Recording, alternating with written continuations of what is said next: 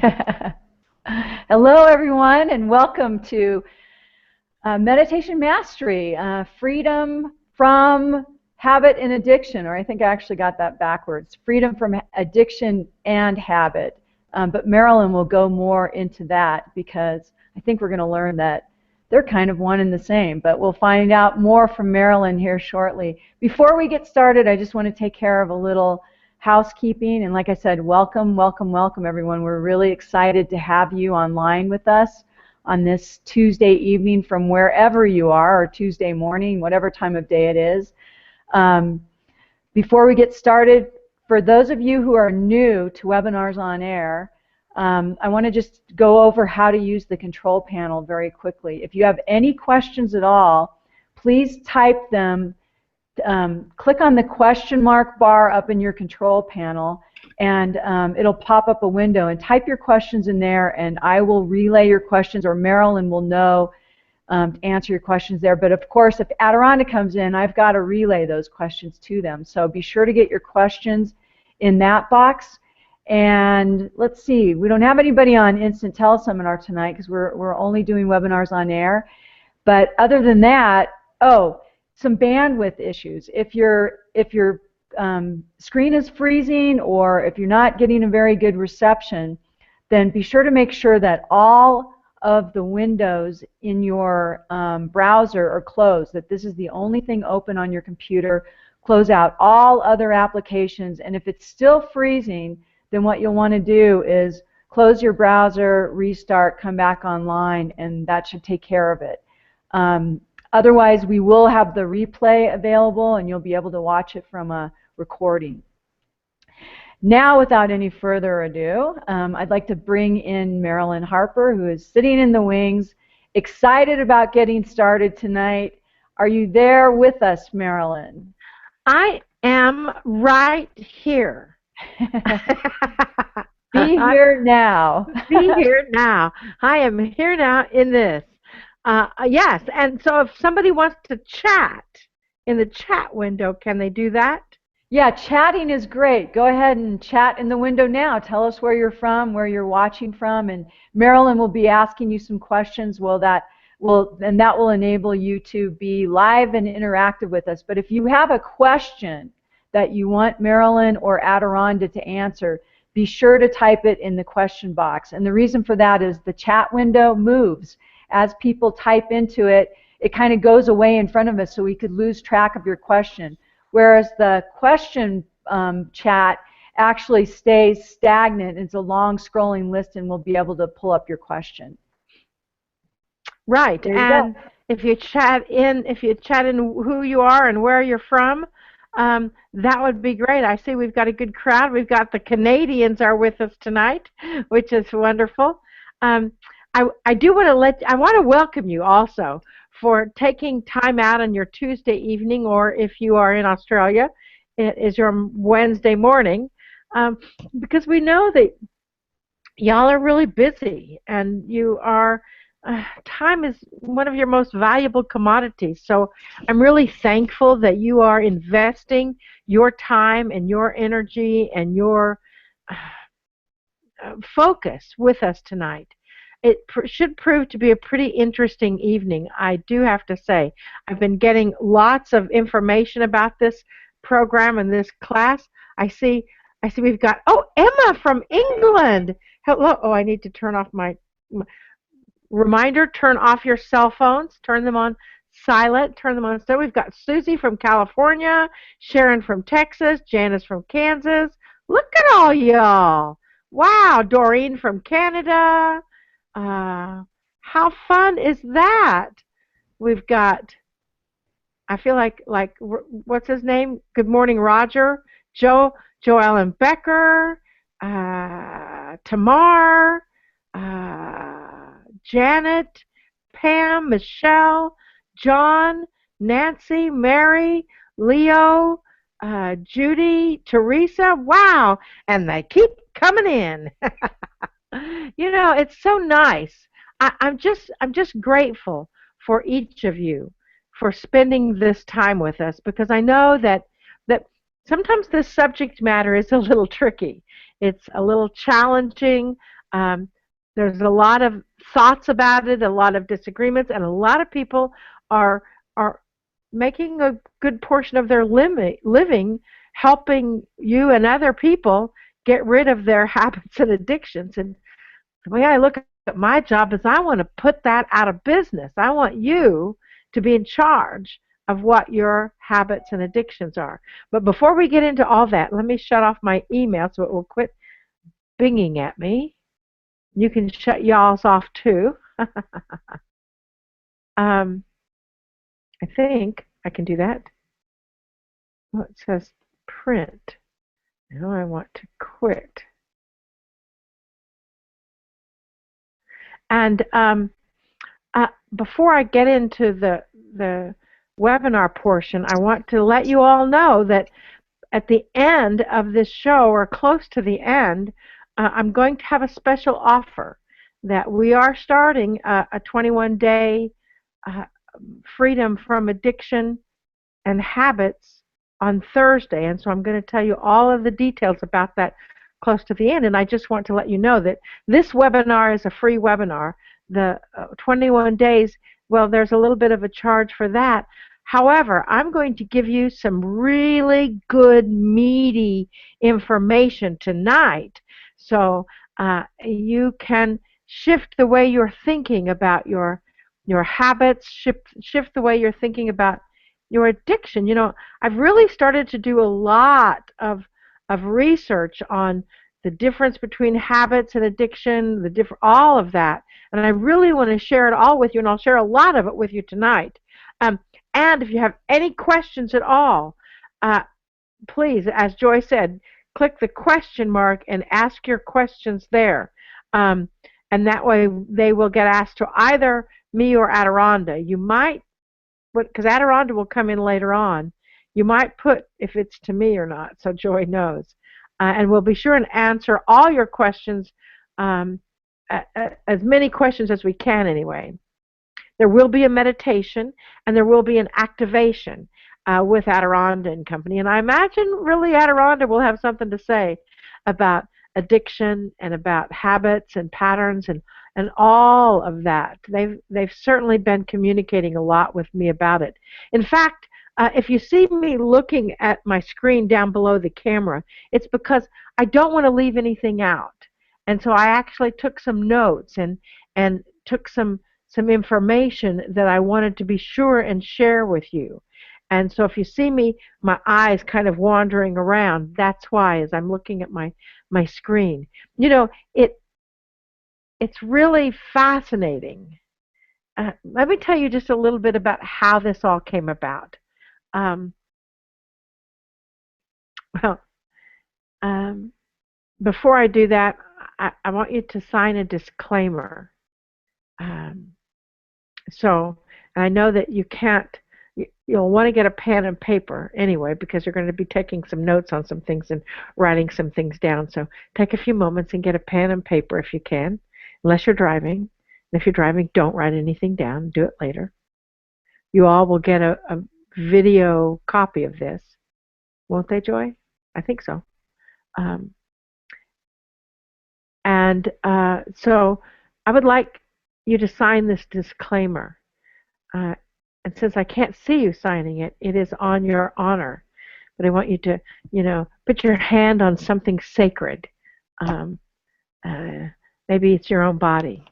And repeat these phrases after me. I understand Marilyn Harper is not a trained physical therapist or psychoanalyst or psychologist or psychiatrist.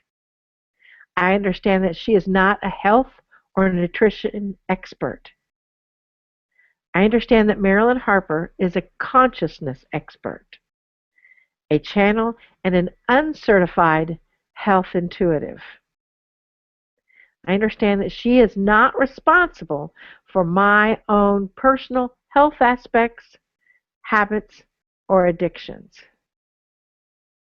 I understand that even though Marilyn can help me see and can see herself dimensionally, see, sense, feel, hear, know, the messages my body is giving me, I am still responsible for.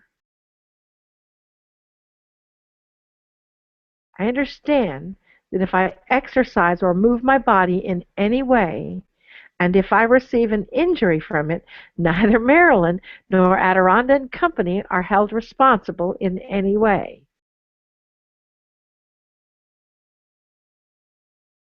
I understand that as a part of my own health experience, there is an emotional connection or trigger that can cause things to happen physically.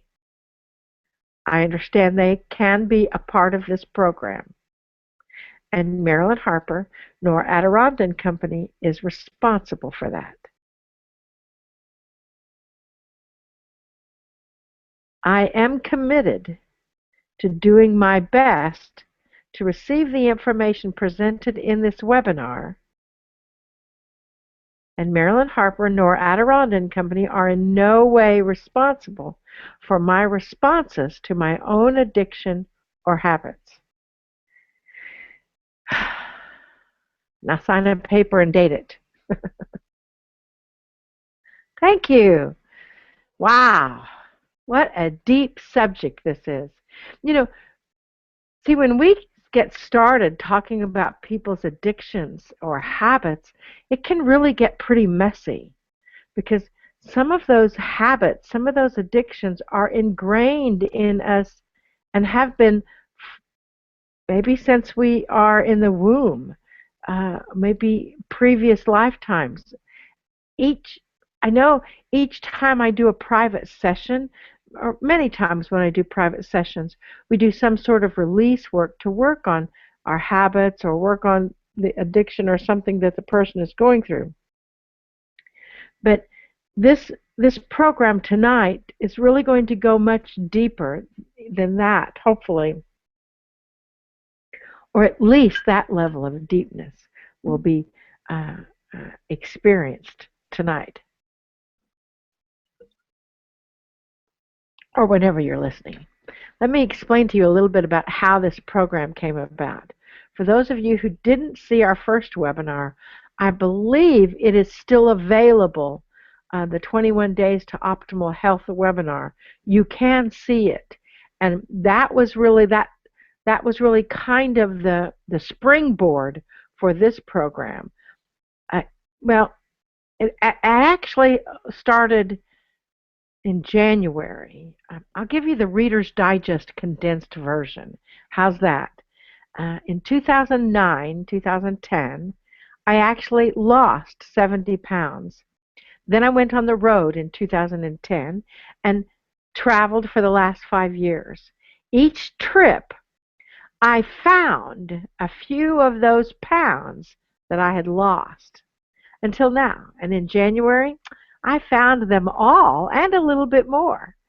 And I went to Thailand. Joy and I went to Thailand the first of the year. I came home feeling awful. I was all puffed up.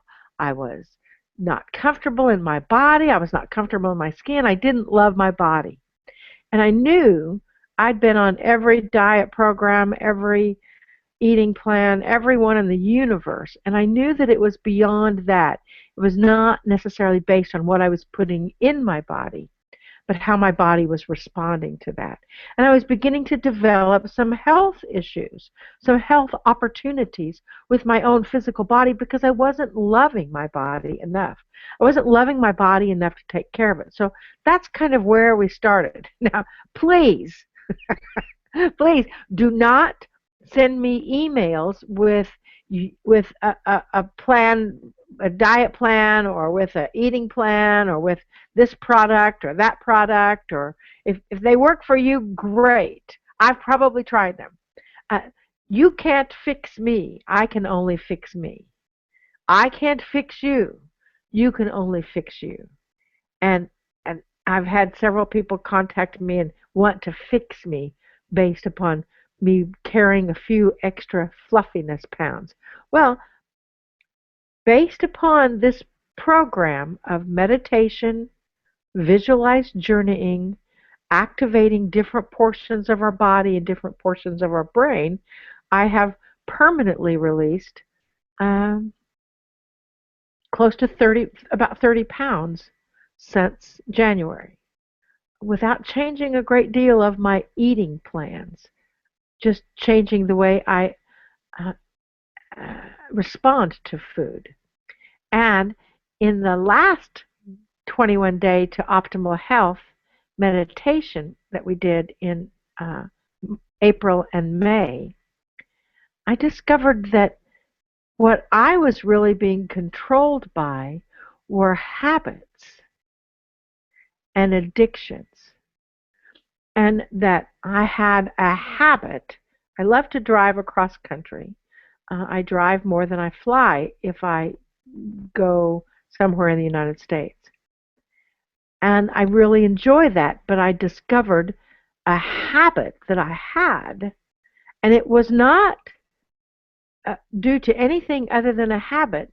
And it was almost because when I was breaking that habit, it was almost like it was an addiction. So that caused me to say, well, I think the next round needs to be on addiction and habits, and the rewriting, the remapping the brain as to how it deals with addiction and habits. I think that plan is very, very powerful. You know, when I started doing research on addiction, research on where cravings come from, on the organs, as in the 21 days to optimal health, and um, I, I, I discovered that the same parts of the brain that carry the cravings or desire are the same parts of the brain that carry addiction,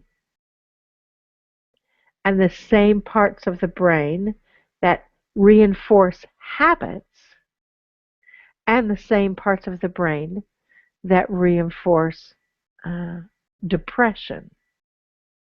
And I found that absolutely fascinating.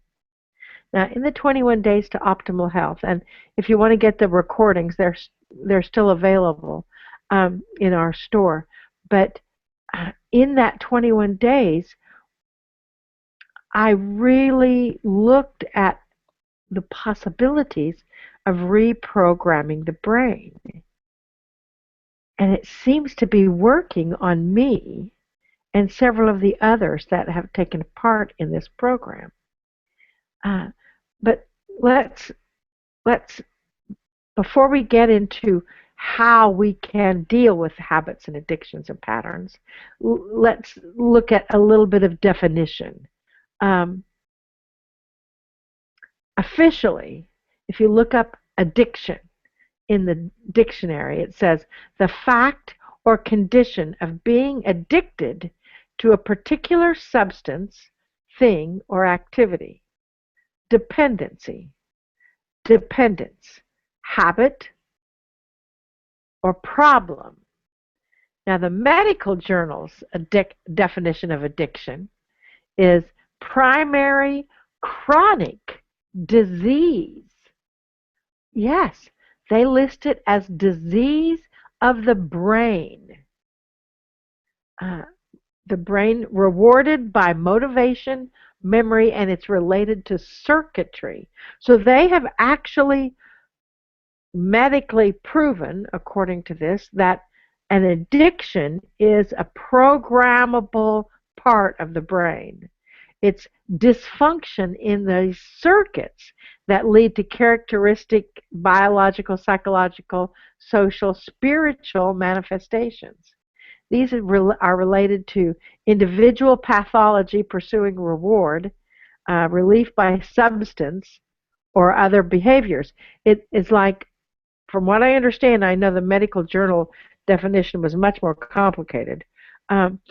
Addiction is characterized by an inability to consistently provide the brain with a reward.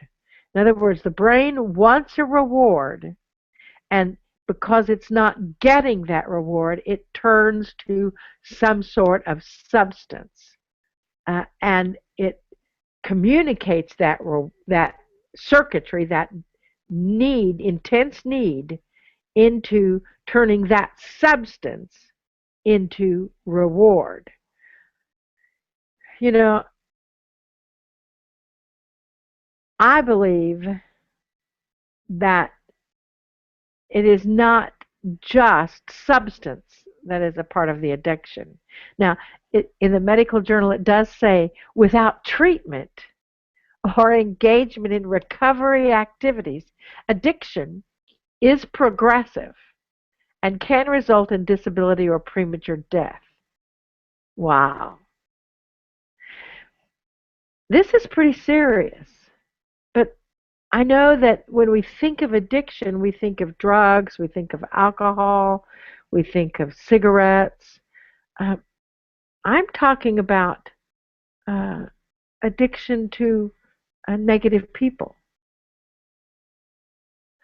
addiction to being negative ourselves, addiction to crisis, addiction to drama.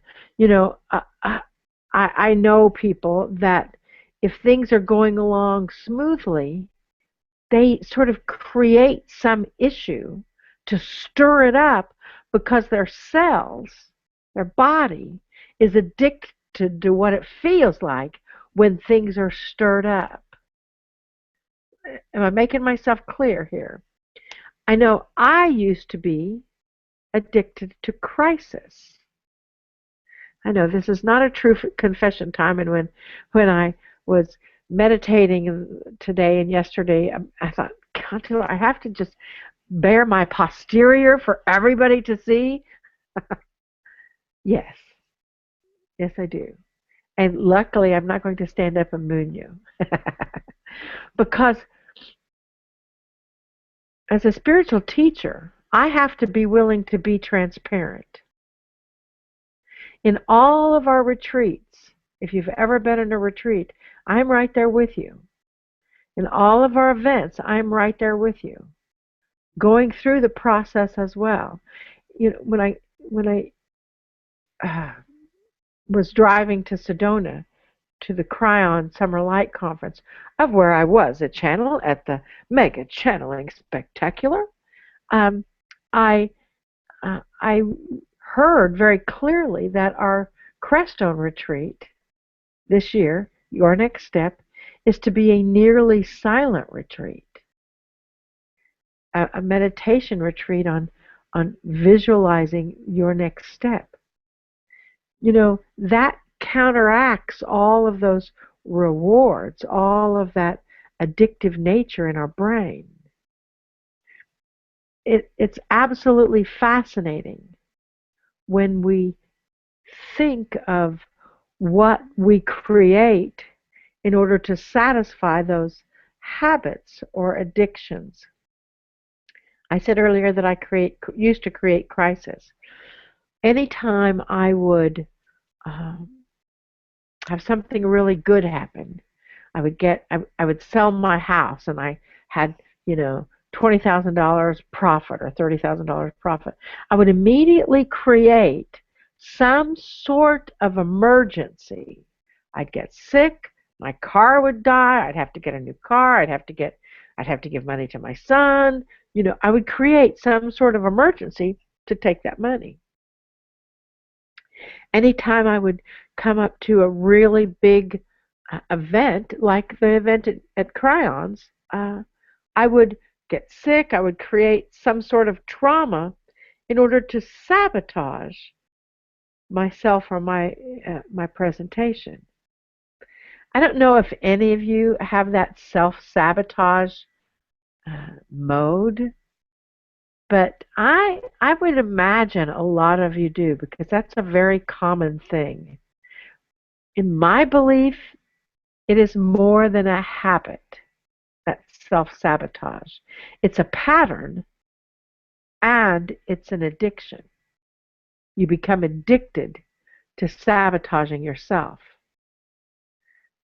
So you see, addiction goes way beyond drugs and alcohol. You can be addicted to sex. You can be addicted to having relationships with someone that is not available. You can be addicted to dysfunctional relationships. You can be addicted to having an abusive relationship. Now, let me try to explain the difference between addiction and habits. A habit, according to the official, is a, um, a regular tendency or practice that one has that is hard to give up or change. It's an acquired behavior regularly followed until it becomes almost involuntary. Now, many of our habits begin when we are in the womb. That's when they're called a pattern.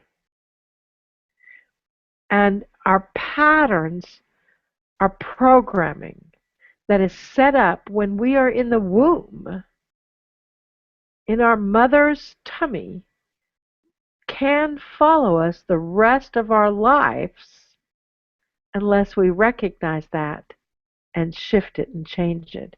I worked with someone once on her weight, and she was not overweight, but she thought she was. She had worked with bulimia, she had worked with anorexia, and she was recovering from both. And when we went back into her Akashic records, we discovered that her mother, while she was carrying her, gained more weight than what her husband and the doctor wanted her to. And she kept looking in the mirror and saying, I am so fat. I am just so fat. I'm so fat. Well, that imprint had been with this young woman all of her life then, until we recognized it, worked on it, and permanently released it. And as far as I know, she has not had a problem with that since. You see, it is so important that you acknowledge that you're the one that is actually in control of your habits and your addictions, even though you are shifting, even though you may not have a conscious awareness of where they came from, even though you may or may not have an awareness of what to do to change them. We're going to give you a cajillion ways to help tonight, to help you change your patterns, your habits, and your addictions. Now, a simpler definition of a pattern, a habit, and an addiction. A pattern is something that has been with you, ingrained within you your whole life, that you're not consciously aware of where the beginning was. Or you may be aware of it, but you still continue to behave in that capacity. A habit is something that you learned somewhere along the line, that you repeated over and over until it became a natural response. An addiction is where the brain actually believes that it must have that it must have that experience. And the brain, that little portion, I mean, it's only like this big, this little portion in your brain starts convincing the rest of your body that you must experience it. Let me give you an example, because I get to show my posterior, because I'm the one with the microphone. One of my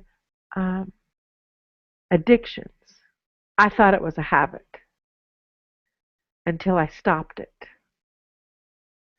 One of my addictions is when I drive, I would drive long distances and never stop never eat road food, a big juicy hamburger and a shake.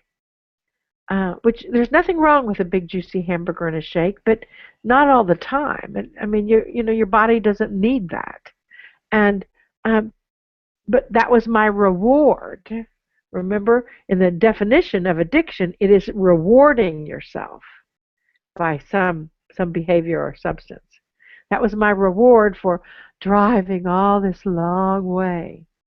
And so during the last 21-day program, I realized, and during this winter, I realized what my programming was and my relationship with food. And I've really started asking myself, what do I really want to eat? What do I really want to experience? Do I really want that big juicy hamburger and shake, or would I rather have something else? Well, again, my addiction or my habit, they're a very close line there, is to never stop while I'm driving, to drive straight through, eat food in the car, because that's just what I've done. I never questioned it. Now I'm beginning to question all of those things, and I'm asking you to question them too. What is it in your life that you have as a habit that is probably not the best thing for you? So think about that. And I'll tell you what I did. When I was driving back from Ohio, I pulled in and there was Arby's and there was several other fast food restaurants. And I thought, an Arby's, roast beef and cheddar, and they've got great shakes, right? Ooh. And I pulled in and I thought, I really don't want that. I really don't want something that heavy. And my brain looked and saw that they had a chicken sandwich, like a chicken salad sandwich with grapes and nuts in it, which I really love. And I started to order that, and all the cells in my body physically responded. Like, that is so weird. I took a step back and breathed, because my habit would have been to get the roast beef and cheddar sandwich and the shake and take it with me on the road. Well, the poor little guy at the checkout at the counter was saying, "Are you all right, ma'am? Can I help you?" Because I had stepped back and was breathing through my cells, literally almost shaking like an addiction, like a withdrawal in those minutes before I ordered. And then I actually ordered a chicken sandwich, knowing that I could not eat it in the car because they're too messy. They fall out and all that. And I ordered a salad instead of your seasoned fries that I would have normally ordered, because that's what my taste buds wanted. That's what my body was asking for, because I asked my body. Except the brain in my body was trying to convince me otherwise. So that's when that becomes an addiction. You see what I'm saying? That's when that habit of ordering road food becomes an addiction, when you have this need and this response if you don't follow that addiction. You see what I'm saying? So then I ordered the chicken sandwich, I ordered the salad, and I sat down and ate it.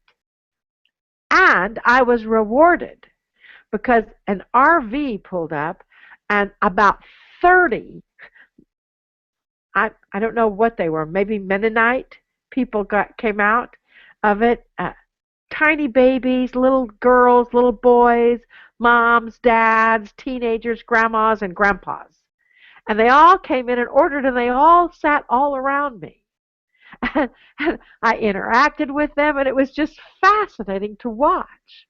So that was the reward for overcoming the addiction and getting something healthier. I mean, granted, eating road food of any kind is not necessarily healthy, but a chicken salad and a salad is better than a Arby's roast beef and cheddar, a shake, and fries, which was the pattern, because I could eat it in the car.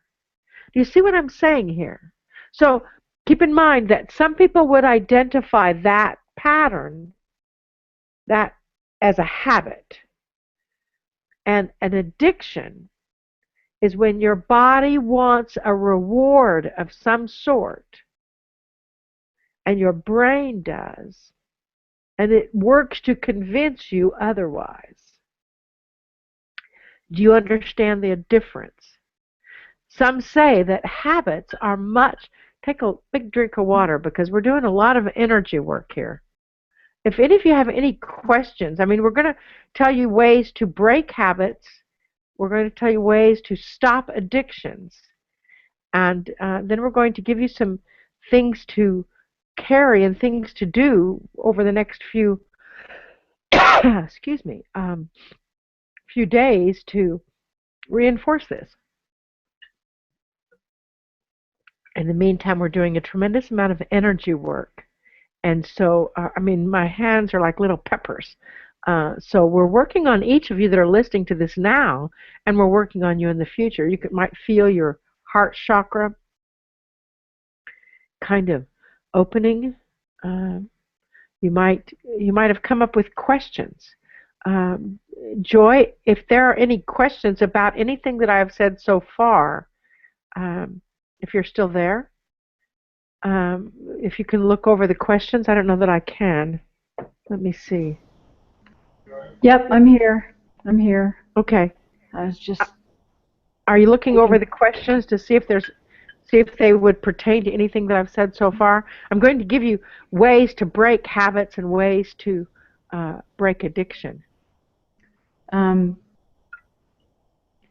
Yeah, this question's from Jan. Do you want me to save the questions for the end, or? Is there one that I feel like there's one question that needs to be answered? Well, there's one question. Oh. We will answer questions at the end, but what's that one question? The one question is, it's for Adironnda, actually, and she wants to know how to overcome compulsive eating. Not hungry, but still eat food. Great question. I will tell you, and Adironnda will tell you as well.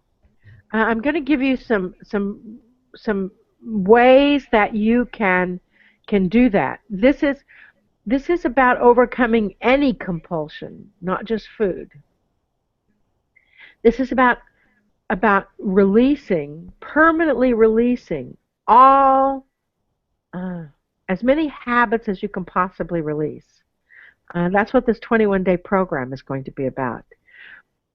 In the meantime, just the fact that you are aware is a powerful thing.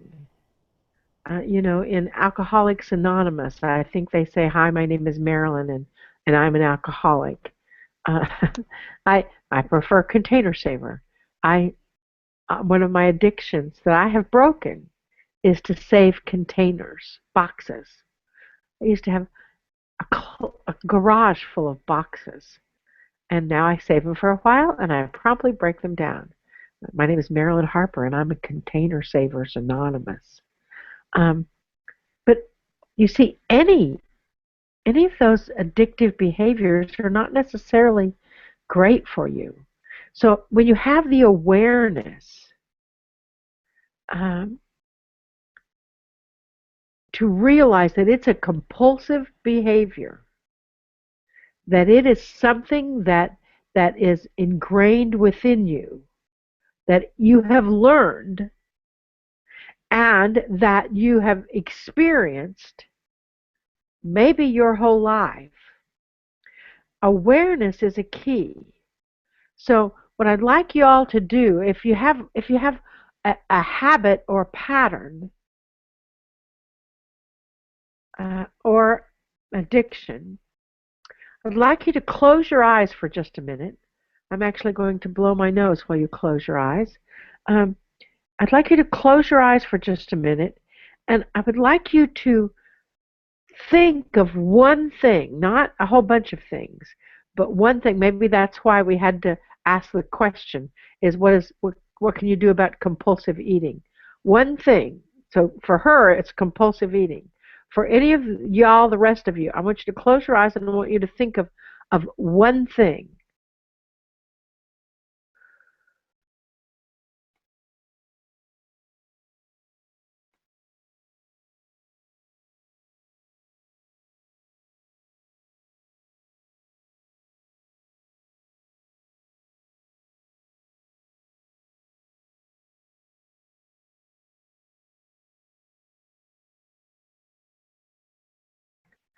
So I wouldn't blow my nose in front of y'all. So did you get the one thing? So write that down.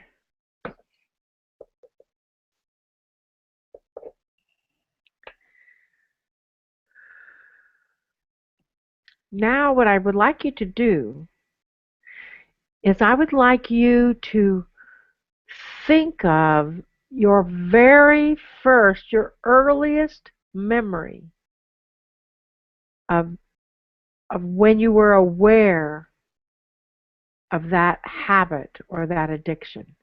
If it's compulsive eating, when you were aware that you were eating and you weren't tasting anything. You were eating and it was not for sustenance. If that compulsion is sex, when was your very first encounter with any kind of sexual energy? How old were you? What was happening around you? Was your first encounter with your parents?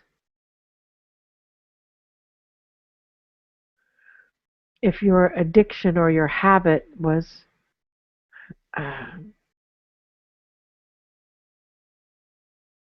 negative people or crisis, when was the first time you remember having that experience or feeling that way? And write that down.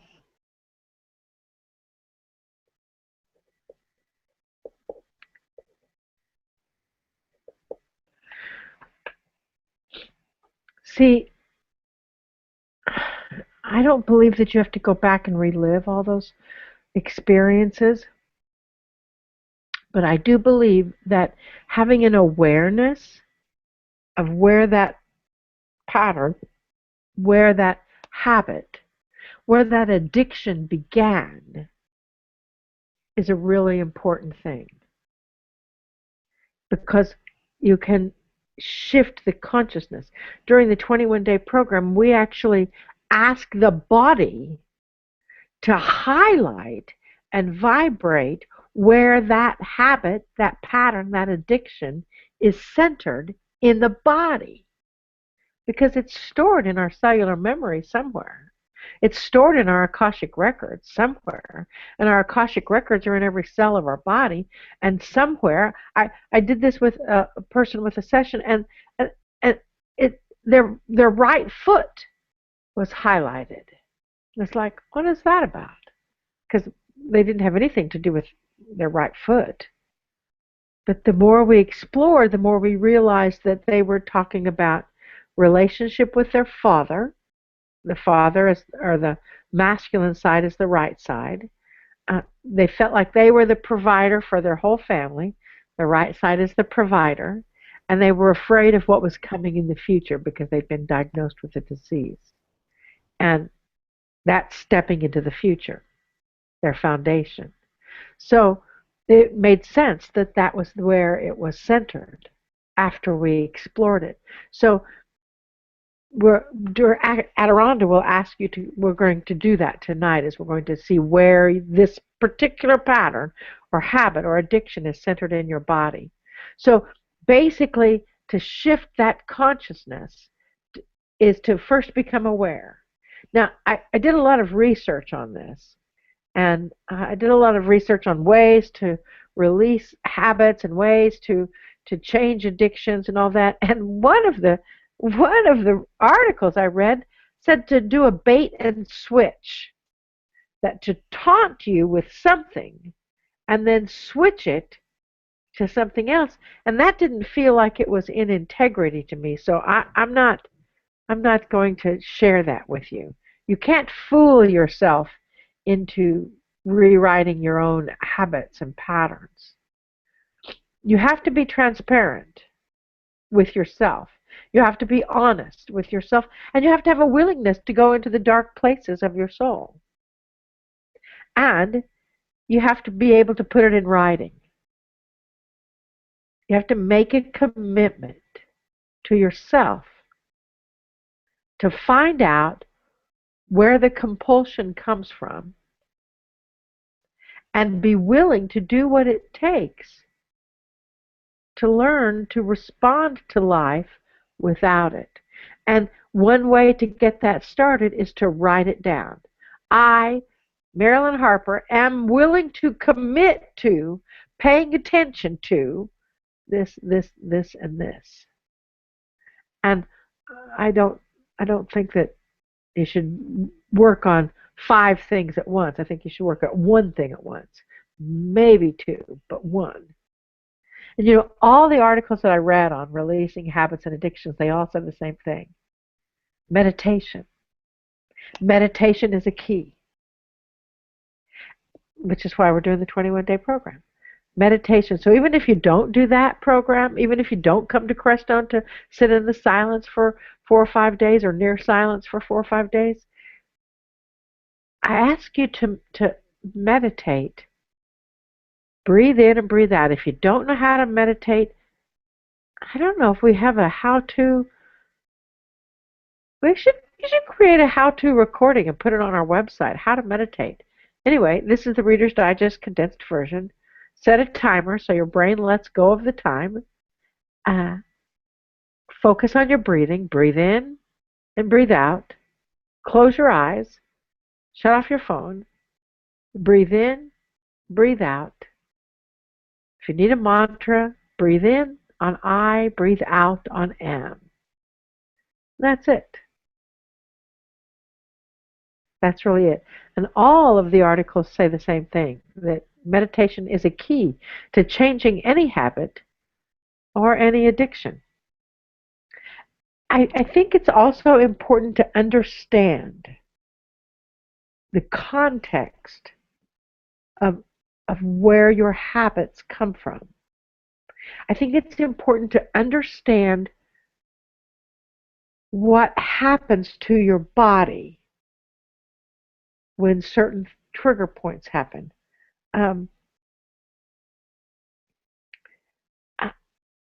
I feel that one of the ways that you can understand your habit or your addiction more clearly is to document it, is to start keeping a journal when you, just a little notebook, you don't have to write big long pages on it, but when you, like I was aware of changing my habit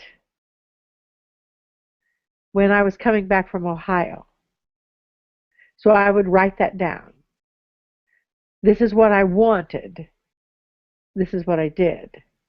Sometimes our habits are so ingrained, we're not even aware of them.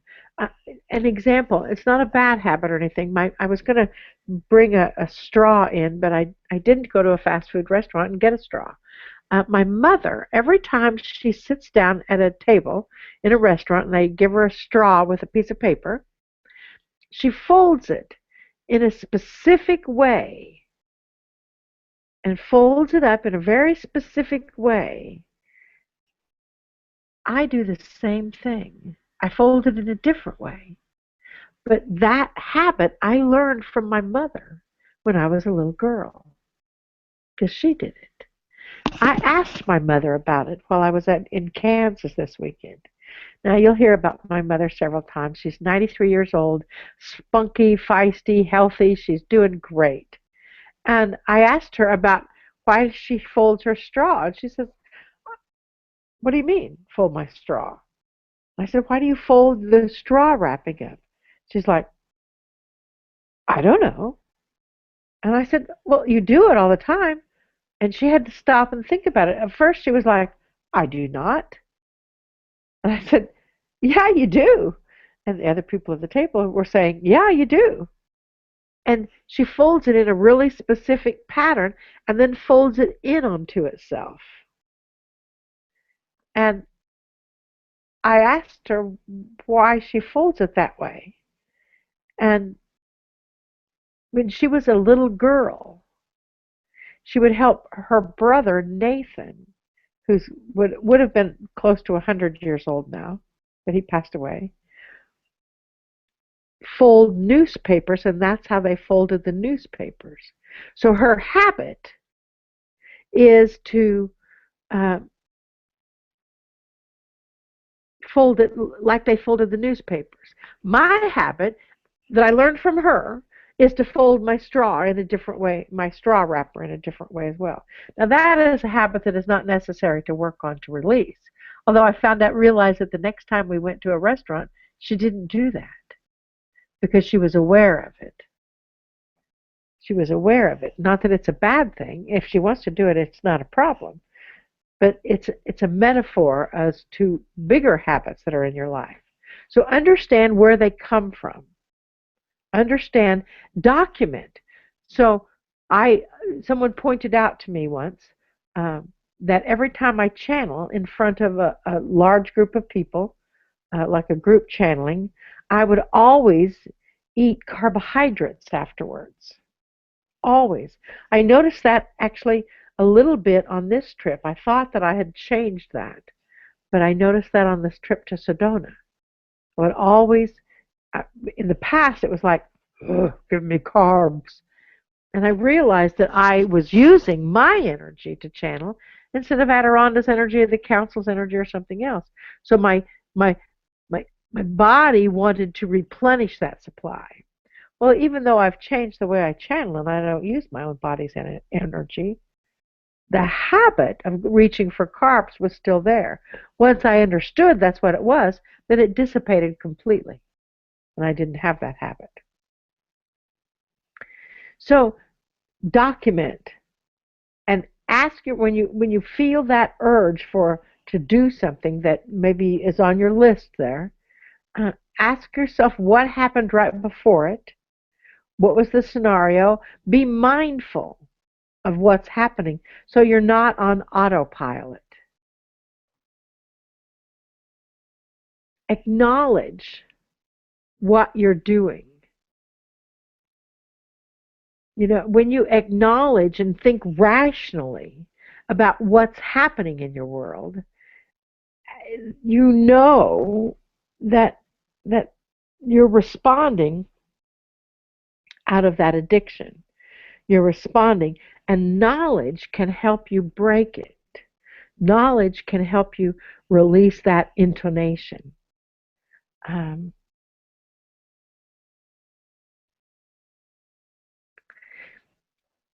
Identify your danger zones.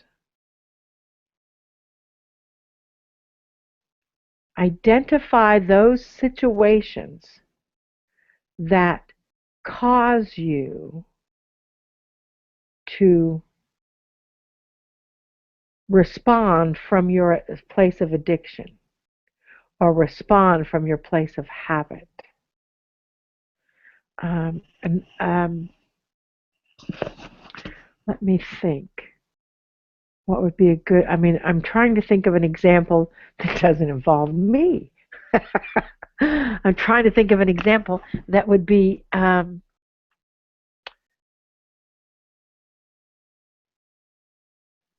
well, you know, people that have relationships with dysfunctional partners.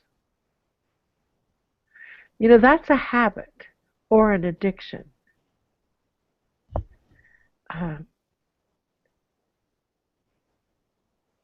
When they see the scenario coming at them of similarity, because abusive people, dysfunctional people, many times they have the same scenarios. And when they see those scenarios coming at them, that is where they would identify it, that that is a dangerous situation.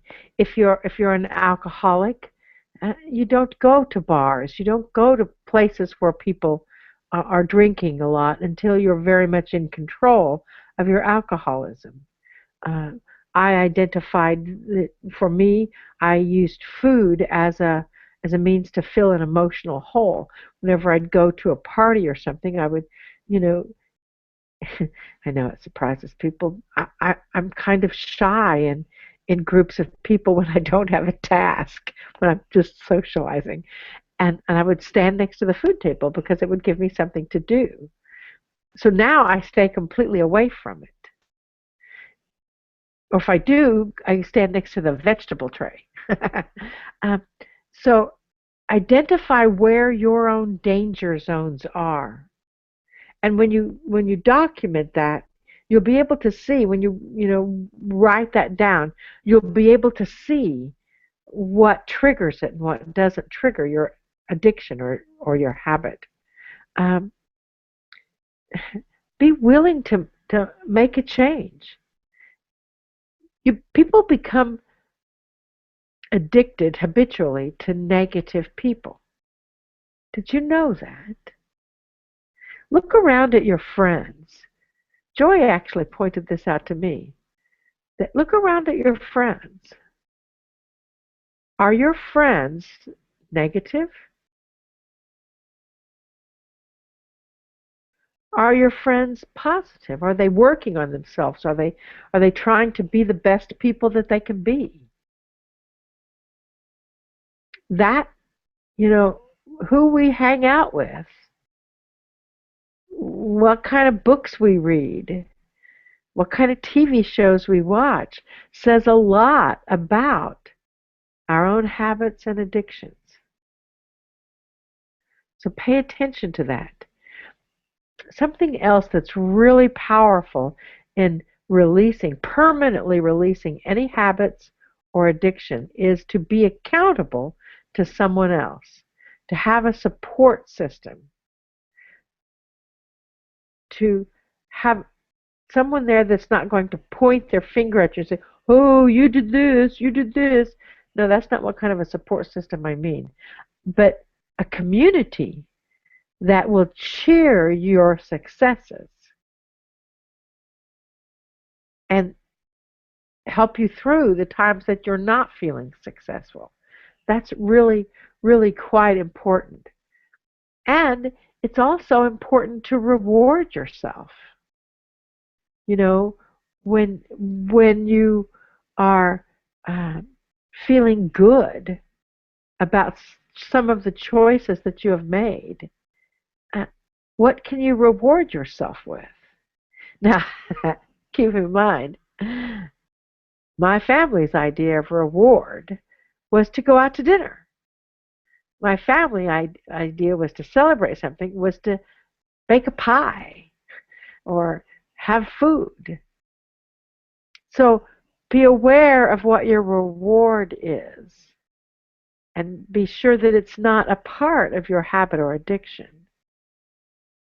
You know, if you have released the habit of creating crisis in your world, you know, go to a bookstore or go to a meditation group.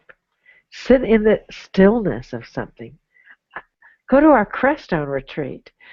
Nearly famous, or nearly famous, uh, nearly silent. Your next step. Reward yourself with something that is meaningful to you.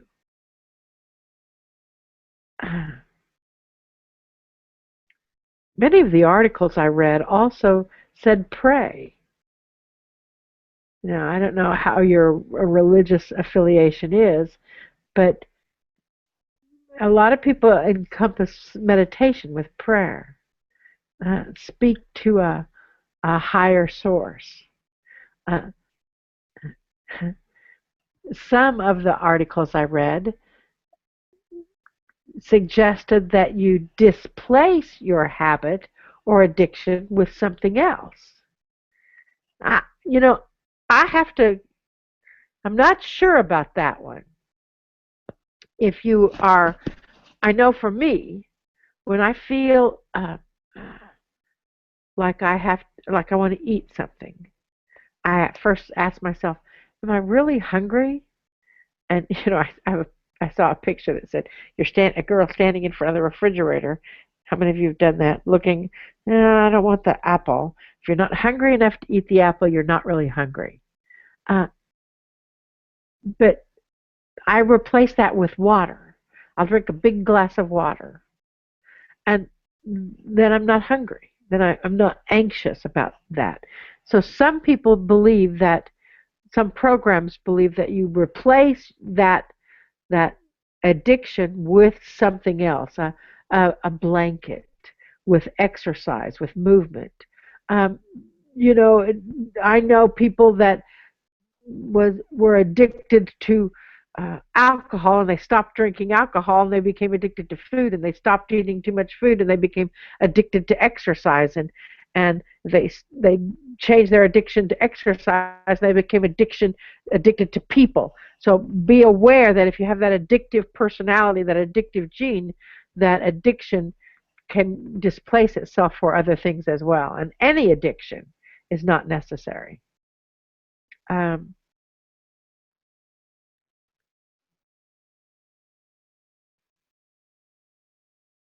I think that in the capacity of helping yourself overcome your addiction, helping yourself release your addiction, I think it's real, or a habit.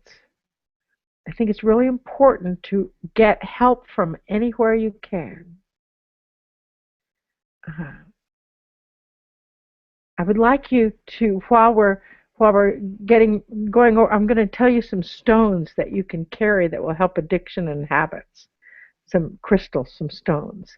And while we're doing that, I would like you each to type into the question bar what one thing, and we were not going to read your name, so it's all confidential. I don't think anybody else can see the questions. I don't know. Joy, can anybody see the questions? Joy, are you with us? Um, well, it depends. If you want it to be private, then yes, they have to type into the question box. But if you want them to engage in the chat, then they would type. Then everybody sees that. I think the question box, because I think when we're talking about addiction and habits, that can be a very personal thing. Okay, then yeah, they would want to type it into. They would want to click on the question and type it into that. And then the only person that will know who that is, know who said it, is Joy, and she won't ever remember anything. Nah. And because when Adironnda comes in, and they're gonna, I can feel them. They're like, oh, um, uh, uh, when they come in.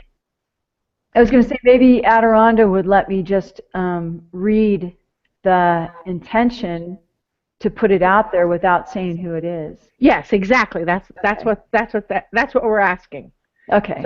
So while we're going through this, because we're running a little, what time is it? Running a little good on time. This is perfect. So as we're talking about the stones to carry for addiction and a habit healing, I'd like you each to type into the question what your intention is, what habit or addiction you would like to start the process anyway of releasing. Now, when I say start the process, this is possibly not going to change an addiction or a habit or a pattern that you've had your whole life, but it's going to start the process of transformation in your cells. And it may be released completely tonight, I don't know, but our intention is over the next 21 days it will be. So type those into the question. There's a little question mark. Are people doing that, Joy? Yes, they are. Okay, good. So these are stones. You know, I'm a firm believer in carrying a little bag of stones. As a matter of fact, today I thought, oh, I could have Rebecca make little bags, and we could get these little stones and provide them for people. And I know I could hear Joy's eyes rolling. Oh no, not another product. But the stones that you can carry for addiction, and I got this from this book. This is Crystal Prescriptions. It's a great book. It's by Judy Hall, and this is where this information came from. Uh, Stones to help you release addiction: amber, amethyst, black onyx, diapose, kunzite, lepidolite, lavender. Oh wait, lavender pink smithsonite. I've never heard of that stone. Lavender pink smithsonite, phenakite, tourmaline with lepidolite, and peridot. And according to this, you should carry amber and amethyst all the time if you are working with an addiction that you're trying to release. Hmm. And then if you're working with a habit, overcoming a habit, phenakite. And they also suggest wearing it continuously. Now, something that I discovered, and I worked on it and wore it, and it changed for myself some patterns that I had, is I had a little bracelet, and I carried some also, snowflake obsidian. Snowflake obsidian. It's got the pattern of snowflakes on it, and it helps release patterns that you have developed in your life. And so those are things that you can carry. I've given you lots of suggestions of things that you can do to work on your habits, work on your addictions. I'm going to get out of the way. We're going to bring Adironnda in, and Adironnda can answer any of your questions too. And then we're going to do an activation. And when we do the activation, we're going to incorporate all of the habits and patterns that you have typed in, hopefully. I know we've got a bunch of people online here, hundreds of people online here with us, so we hope to be able to mention all of them. That there may be duplicates too.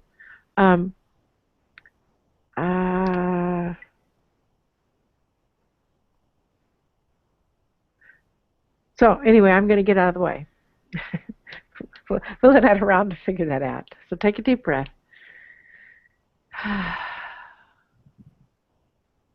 I deliberately clear and seal this space on all sides, all directions, above and below. Around myself, and around each person that listens to this live with us now, and each person that listens in the future.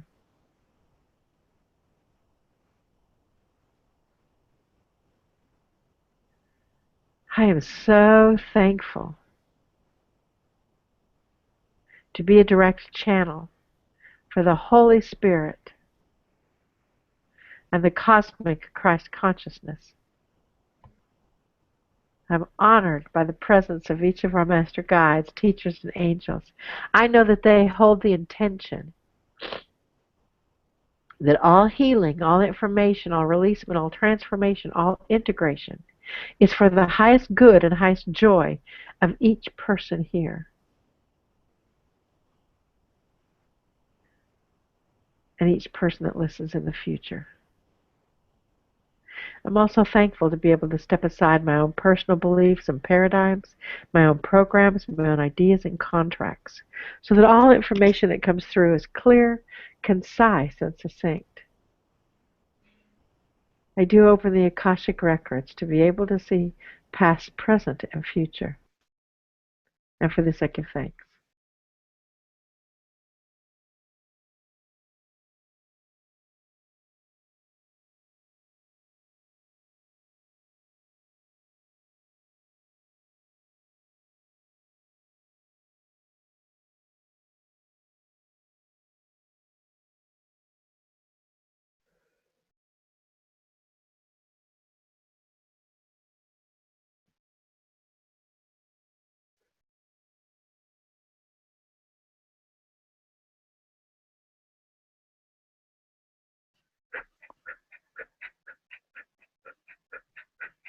Ah, so it is good day to you, huh?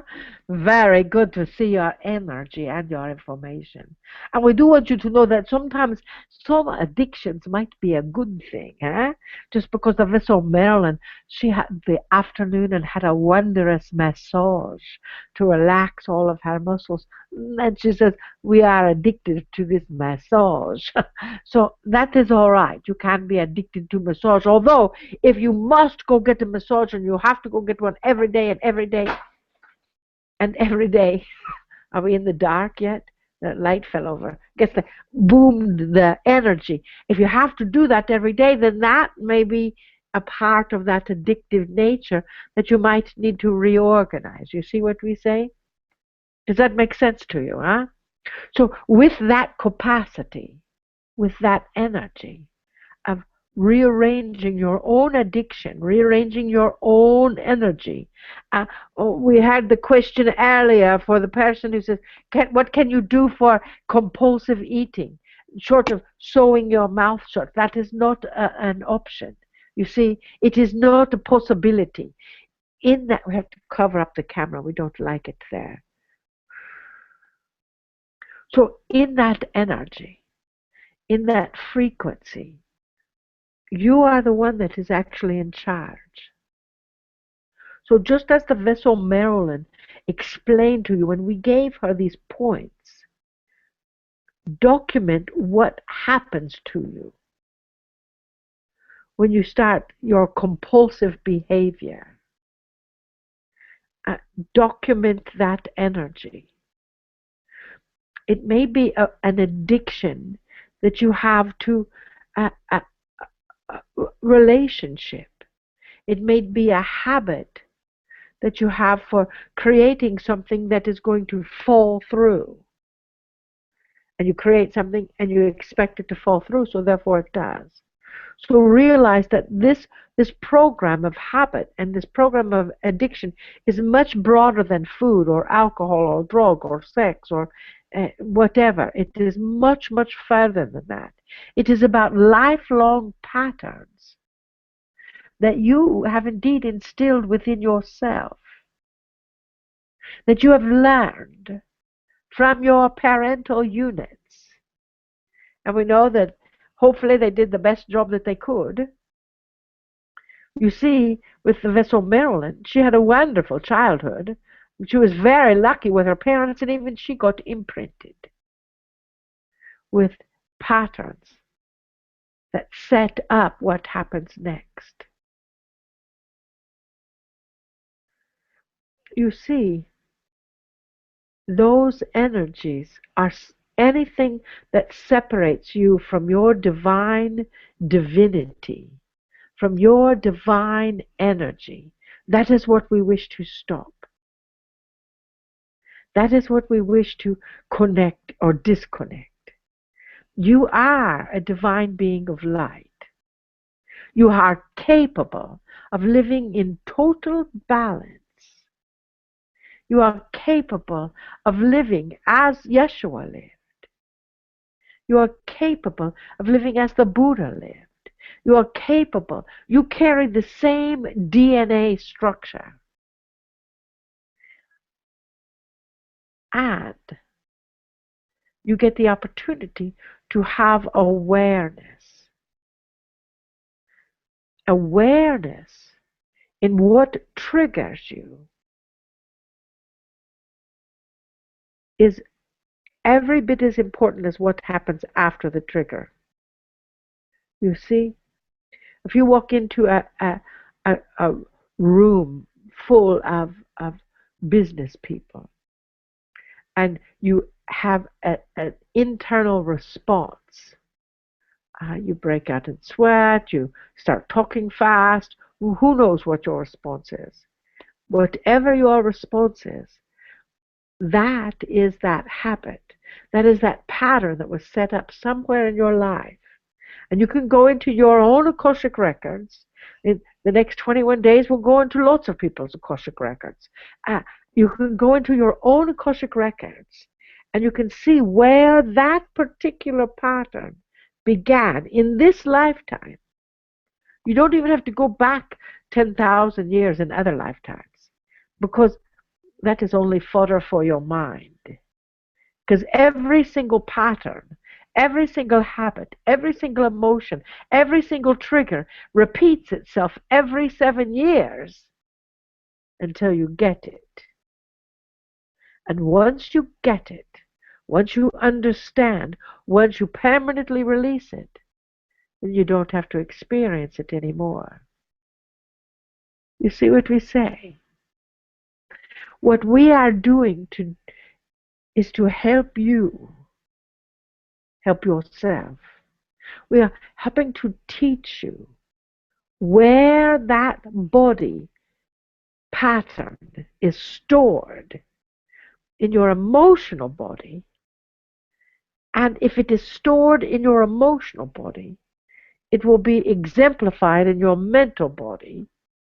That is why we're going to go into the brain and rewrite the program that is attached with that craving or that habit. Remove that chip and put a new chip in. And it's actually programmed into your physical body. Because you will have a physical response to a habit. You will have a physical response to a pattern. You will have a physical example. The Vessel Marilyn says she has an addiction to non-movement. She has a habit of non-movement. So that is one of the things she's going to be working on, is movement, to release that pattern. Because ideally, take a deep breath. You will be into a state of neutrality. You will see the best in others, and you will see the best in yourself. It is our intention. And if it helps to carry stones in your pocket, in your pockets, or your pockets on your pants, do so. If it helps to put them in a little bag and put them around your neck, do so. There's nothing wrong with carrying amber or amethyst or any of the stones. You see, everything is here to help you. Maybe your addiction is to come up into wonderful relationship and do something to sabotage it.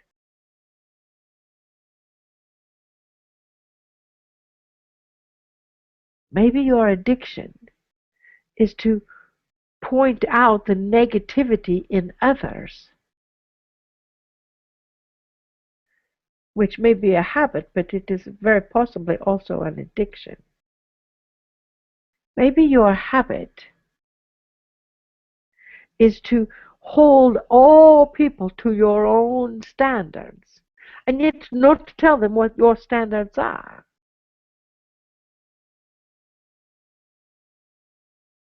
Maybe your habit is to not communicate what it is that you are choosing, but expecting everyone else to know what you are choosing. That is the habit. Maybe your habit is to sabotage yourself at any step of possibility. Maybe your habit is to have joy just out of reach. All of those. Take a deep breath. You're holding your breath, you know, because the discussion of habits and addictions is a difficult discussion to have, or it can be. Depends on how honest you want to be. Because you see, dearest ones, those addictions, those habits are what separate you from your divinity. They separate you from the divine, and you are the divine, so that separation is throwing your whole body out of integrity. That separation is shifting your whole beingness.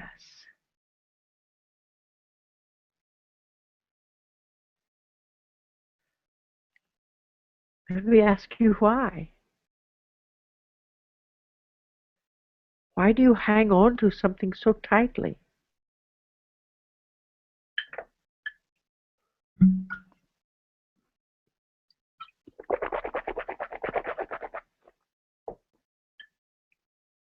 Why do you experience it so?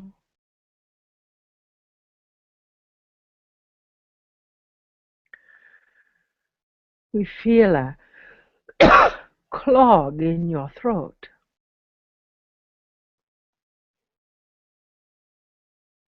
It is difficult sometimes to communicate in that capacity. It is difficult sometimes to express those things that are in your dark corners of your soul. However, if you keep them in the dark corners of your soul, they're still going to be there. Sometimes just the very act of speaking something to someone else who is trusted releases it. You realize that you don't have that feeling anymore. Just by speaking it. So tonight we're asking you to take a good hard look into your soul. And if you are indeed brave enough to join us for 21 days, to take a good hard look into what you are experiencing in meditation, in a totally, completely safe environment that wraps you with love, that surrounds you with that love.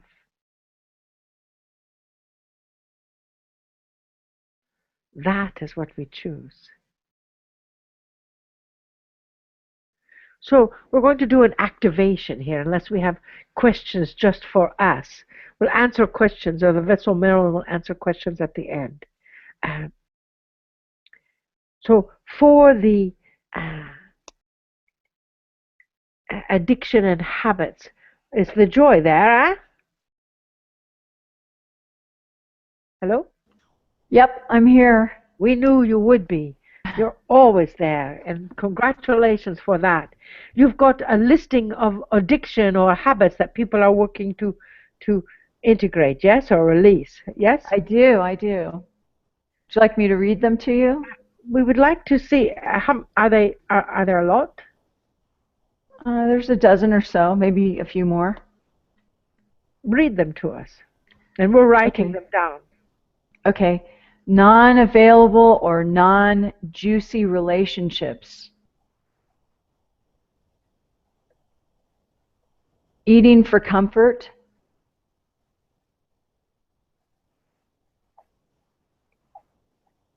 Sabotaging success.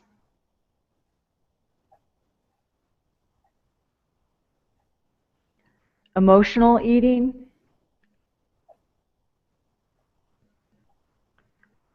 The internet.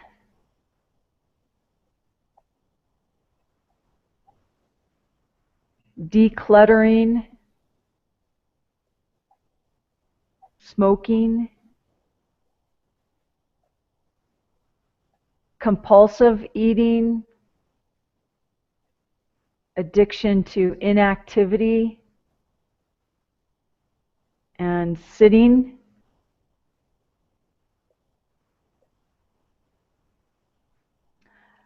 low self-esteem,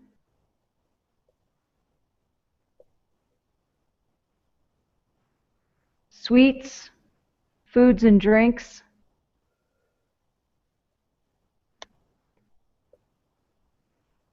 something sweet after a meal,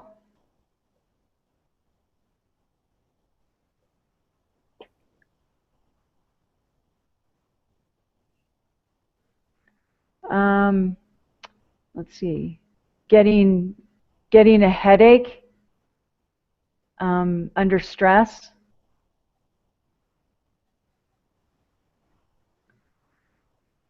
gambling addiction,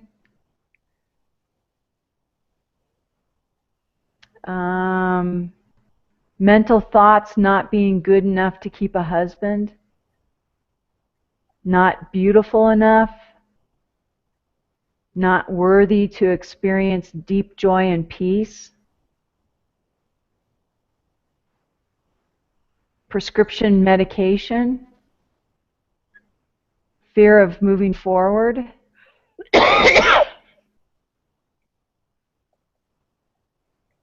pain in the neck, sabotaging my own healing and my body worthiness issues, how to break a habit of overeating. Oh wait, overeating when physically or mentally tired, resisting exercise, gambling to quell loneliness and fear of relationships, self-worth issues, and thinking everything is hard.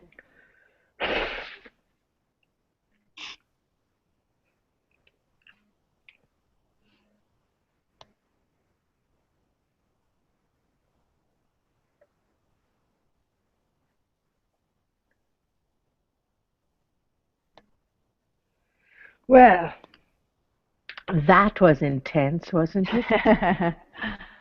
Yes, you feel the energy coming. You feel that avenue. You feel that frequency. We've got them written down here on the paper. You feel that energy that's rising up in all of the people that are on the webinar here with us. So what we're going to do, so we're going to take a deep breath. We're going to have some water.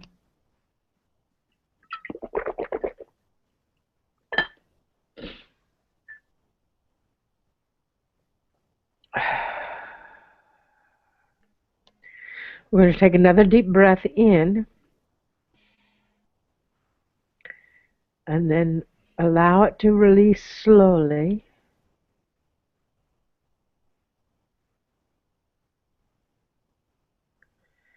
We're going to take another deep breath in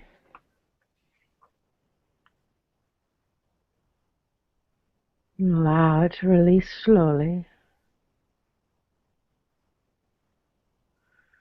We're going to know that each person here is surrounded with light. And we are all connected.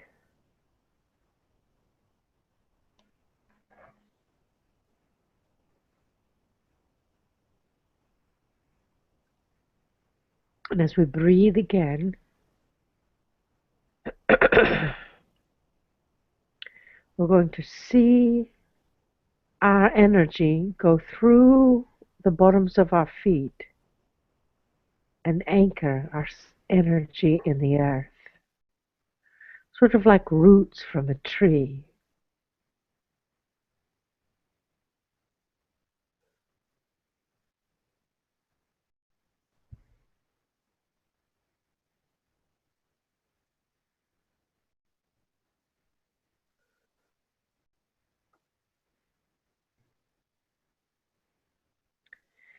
We're going to take another deep breath.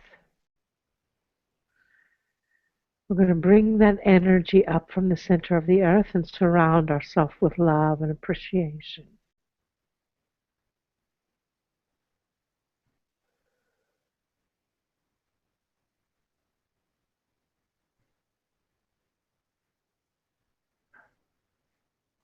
And we're going to take another deep breath and open the crown chakra. And we're going to send our energy all the way up to the highest level of our oversoul.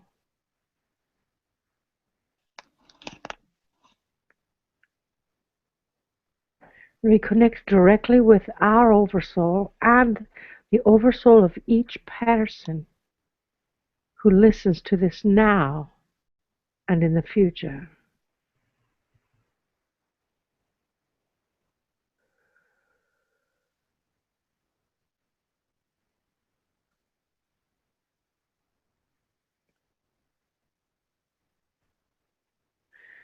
And we're going to ask,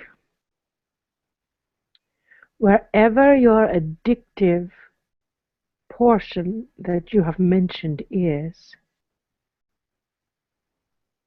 or your habit that you are choosing to release permanently and integrate so it is no longer in charge of your decision-making process. Ask that portion to be highlighted.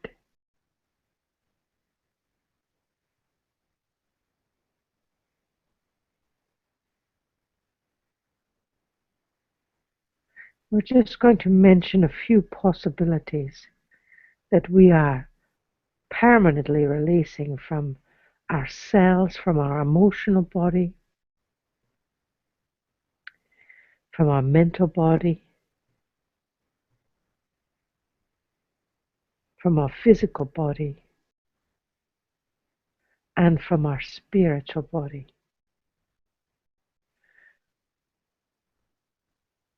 We release fear of relationship. We release fear of relationship. We release the habit of choosing non-available relationships. We release fear of eating. We release eating for comfort. We release the energy of emotional eating. We release the habit and addiction of emotional eating.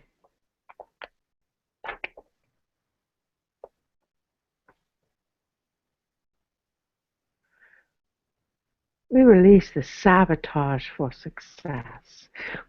We release sabotaging ourselves on all levels and all dimensions. We release that pattern of sabotage. We release the addiction to the internet.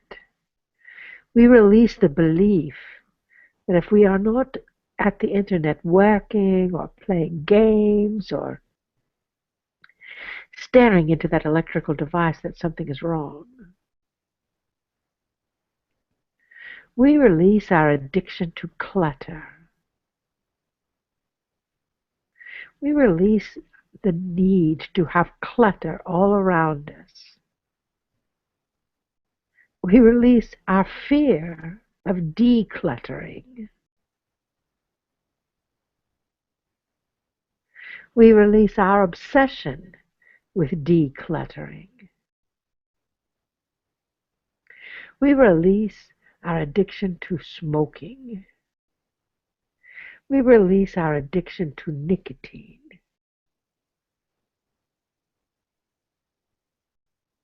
We release our addiction to compulsively eating or any other eating disorder. We release our addiction to inactivity. We release our addiction to non-movement. We release our addiction to sitting. We release our habit of just sitting. We release our low self-esteem addiction. We release the belief that our self-esteem is a problem. We release our addiction to sweets. We release from our emotional body all addiction to food and drink. We release the belief that after every meal we have to have something sweet. We release our addiction to gambling.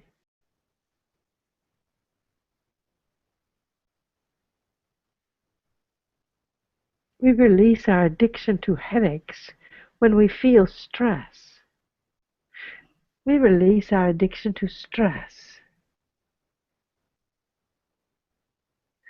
We release our addiction to mental games that we play.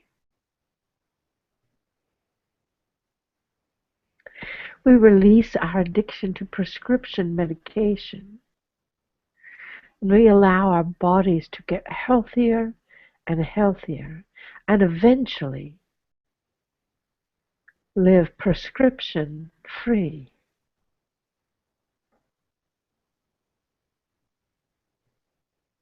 We release our fear of man.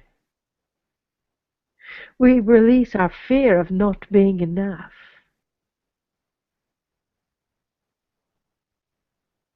We release our fear of poverty.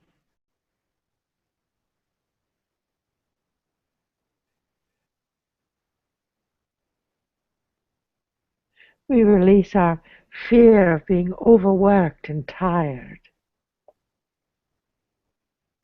exercising too much or not enough. We release our belief, our program, that if it's worthy, it has to be hard, that everything has to be hard. Take a deep breath and release with sound. We're going to tone just a bit to pull all of these phrases and anything else. We ask you to mention them in your mind, anything that you are looking to release. As we tone, they will move out of your cellular being. Ooh, ooh.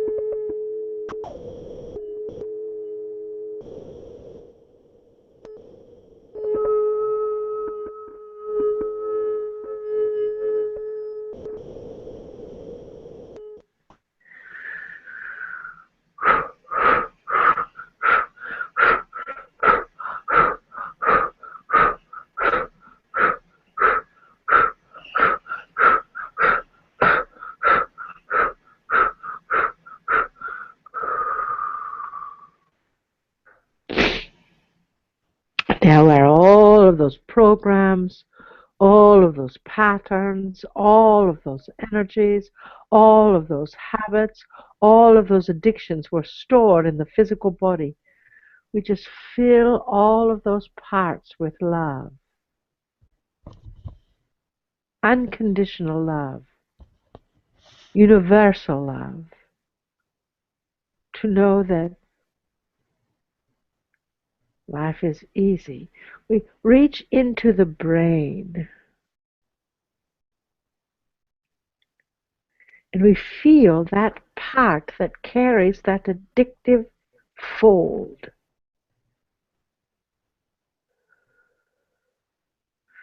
We open the skull without blood or any pain, and we reach into that part that carries that addictive nature, that habitual nature, that causes compulsive eating and cravings and compulsion to inactivity and compulsion to the internet and emotional eating and the compulsion for sabotaging our own success and the compulsion for weakness and the compulsion for lack of exercise and the compulsion for gambling, and we pluck it out.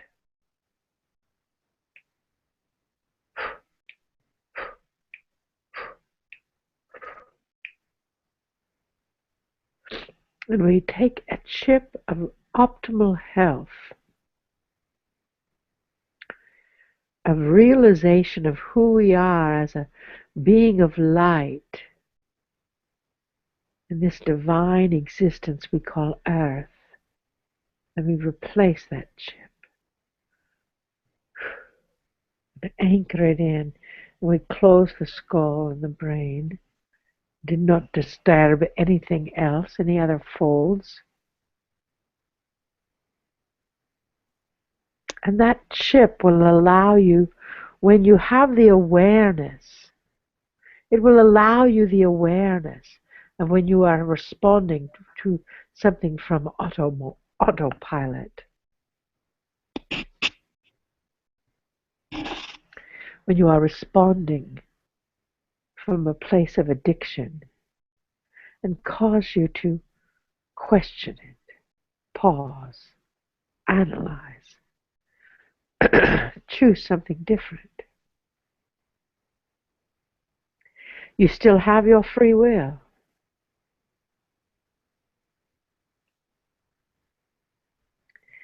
But you also have the chip that may question, that learned instinct that shifts your habits and your addictions. We surround that with a golden light and a cobalt blue light. We fill our cells in our body with unconditional love. If you're experiencing any pain or discomfort, just send that part of your body unconditional love and breathe into it. The only reason you're experiencing that discomfort is because your cells automatically start looking for something that is familiar. We have taken a great deal of that familiar energy out of your body. So let your cells know that everything is all right.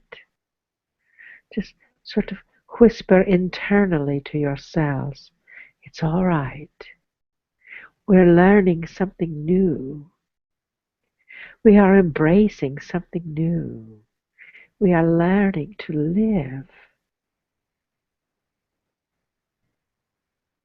free of addiction. And it's all right. Free of habits. And it's all right.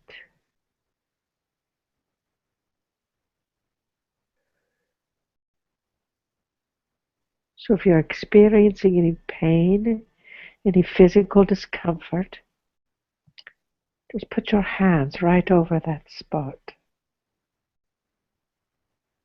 We will put our hands over your hands.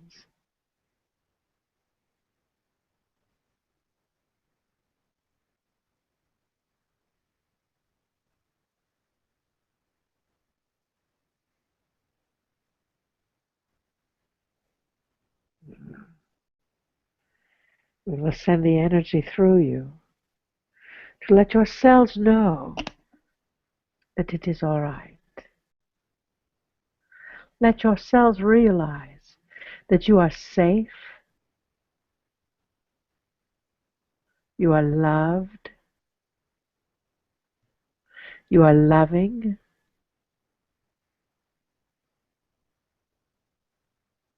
and that you are worthy of wonderful relationships.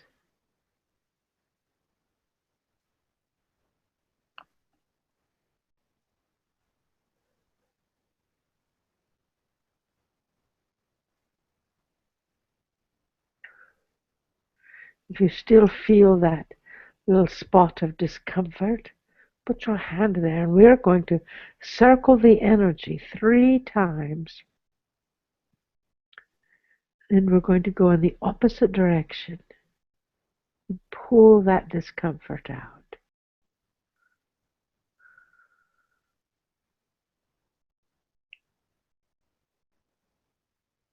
Good.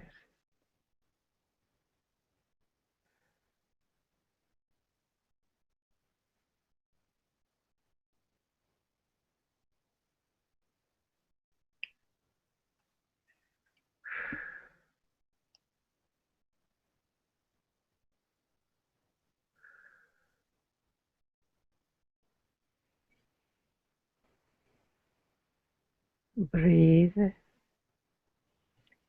and feel what it feels like to have your cells filled with unconditional love instead of old patterns, habits, and addictions.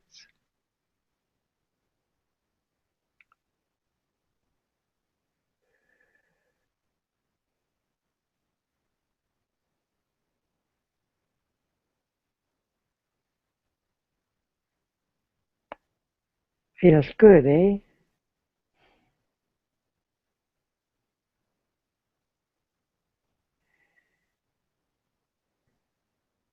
Take another deep breath.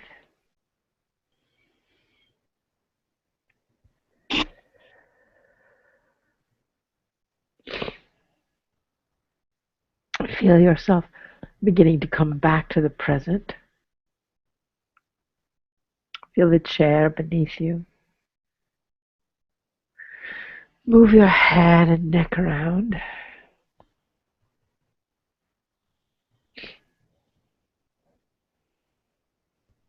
When you are ready,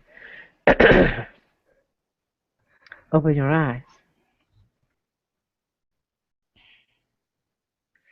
You see, dearest, when the process has begun, you can listen to this meditation over and over and over. Each one of you are indeed related to all of the things on this paper. You have a part of all of them, or most of them anyway. Otherwise, you would not gather together in this group. Now, keep in mind that when you start to experience that habit, that addiction, your body is going to take a pause. Your body is going to take a position of a challenge for a moment because it's not going to know what to do. That is where your choice is. You still have free will. You can go back to the habitual way of living, or you can move forward into new avenues of who you are. We've replaced the chip in your brain. You are capable of making a different choice. If you go back into an old habit for a time, do not beat yourself up. That is also a habit that reinforces that low self-esteem, that unworthiness. Instead say, great information. What was it that triggered it? What was it that caused me to do this? And start analyzing. Remember, the first thing that we mentioned tonight with the vessel Marilyn is awareness. And then documentation. Look for the reasonings. For the next 21 days, we're going to go into the Akashic records every time we need to and see where those patterns started so they can easily be released. You understand what we say? Ah, dearest ones, you have embarked on a wondrous adventure. The adventure to you. Imagine who you will be when you live free of all of your addiction, when you respond free from all of your habits, when you have released successfully old programs and patterns that no longer serve your highest good. So the only person that is in charge of making the decision in your life is you, the divine being of light. We love you. We bid you namaste. Namaste.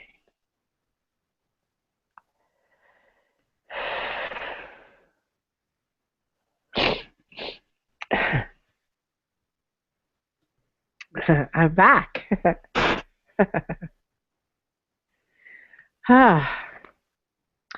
Well, that was a little bit intense. And as it was, when we're dealing with people's addictions and their habits, it's going to be. And it's not just a one night thing. We've given you lots and lots of really great information. I recommend that you listen to this webinar again. But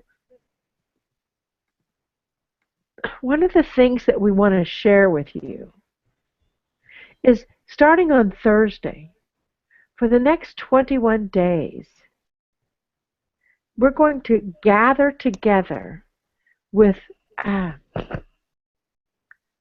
anybody who wants to join us at 8 o'clock in the morning Central Time.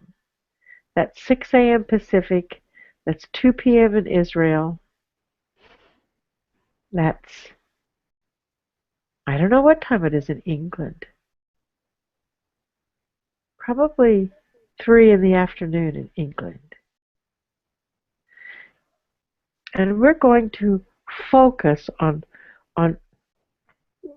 remapping the neuroprogramming of our brain. We're going to take all who join us, their addictions, their habits, their patterns, and we're going to realign as many of those as we possibly can, and we're going to give the intention that by the time the 21 days is over,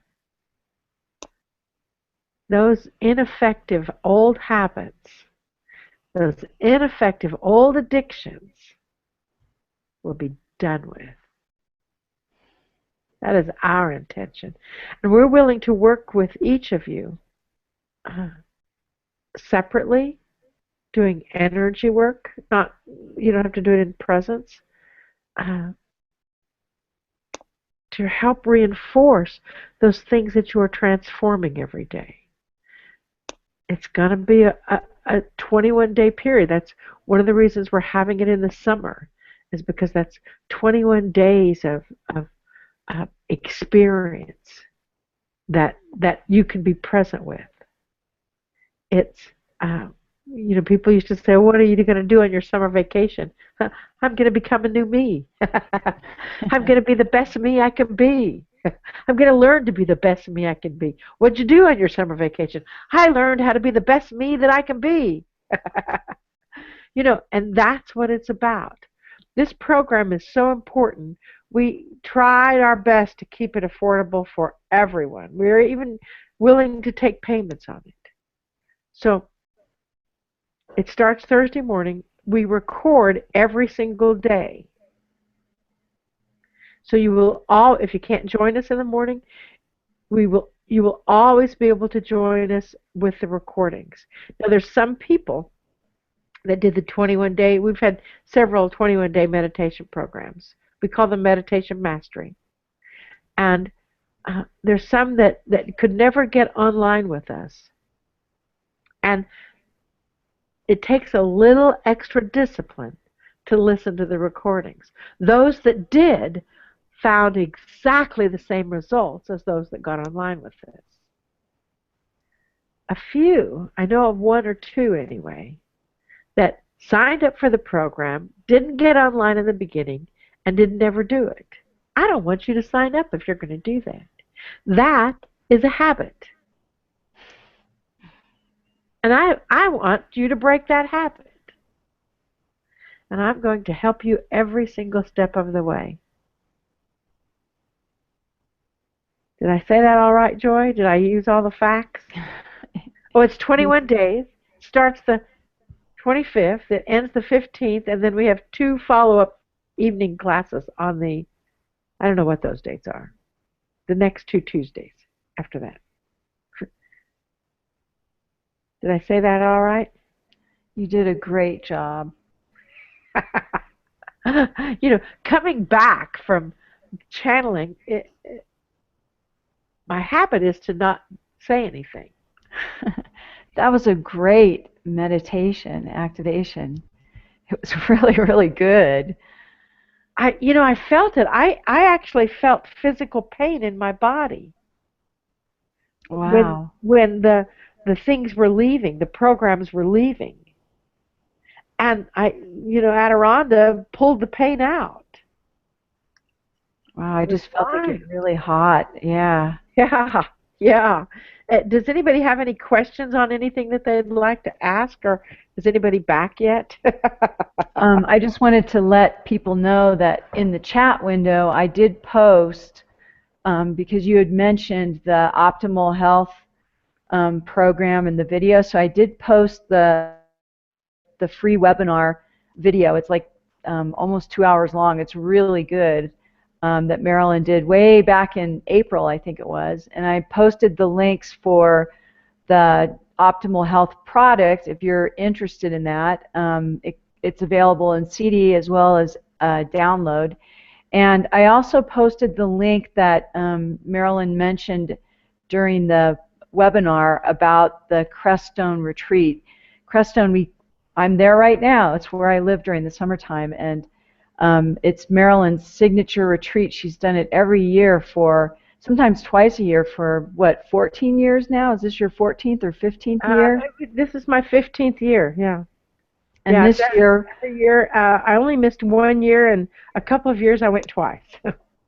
And this year we're going to be doing a nearly silent retreat, which Marilyn and I have done with other people, and we've done it on our own. And it's a really great way to clear out the cobwebs. I mean, there's just something really powerful about spending a few days in the silence. And we do near silence, meaning that we spend most of our day in the silence. And, you know, what better place to be in the silence than Crestone? It's like a beautiful mountainous town with a spiritual community surrounding it, and a nature reserve with, you know, animals being reserved there. So, I mean, it's just a beautiful place with a 14,000 foot mountains right behind us. And so she's decided that this is the year that we go into the silence in Crestone. And I'm a little like, I wonder what's going to happen, because when we go to Crestone, and even when we're not in the silence, amazing shifts happen. So, I mean, to be in the silence with it, it's going to be pretty powerful. So I did post those 4 links there for you. And then I also posted the landing page for the daily call, 21 Days to Freedom from Addiction and Habit.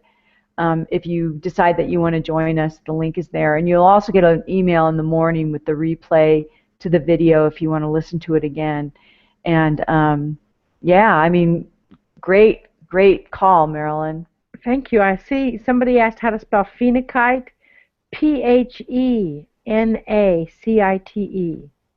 And I was just looking at the chat while you were talking. See what happens when you talk. And um, several people got emotional. Mm. Several people had, lots of tingling sensation and tears. That's all a part of the process. This is we're taking things deeper than we've done on other 21-day programs. It's not going to be hard. It's going to be fun. But I want to live the best life I can find. I know, it's like, hey, what's that about? I want to live the best life I can possibly. My lamps are all falling over. So what is that? My light's falling. I'm curious, Marilyn, with the solar flares and things that are happening right now, it's pretty intense energy out there. What does that do to a program like this? A lot. First of all the solar flares magnify and sometimes interrupt all forms of electrical energy and electrical current. Well, in this kind of energy, we are creating an electrical current that goes around the globe. When you meditate together, it enhances the energy by 144 times per person. So that is almost like creating our own sun flare. So we'll be using the energy of the sun flares to magnify our intention with our own releasing of our habits and addiction. That's what's going to happen. That's what I just heard. How fun is that? I think there had to be a tie-in, because if the energy is so intense right now that people are feeling it, without setting any intention, then when you set the intention, it's got to be pretty profound. I'm going on vacation, part of the 21 days. I won't always have access to the internet. Will I be able to catch up somehow and extend the program? Yes.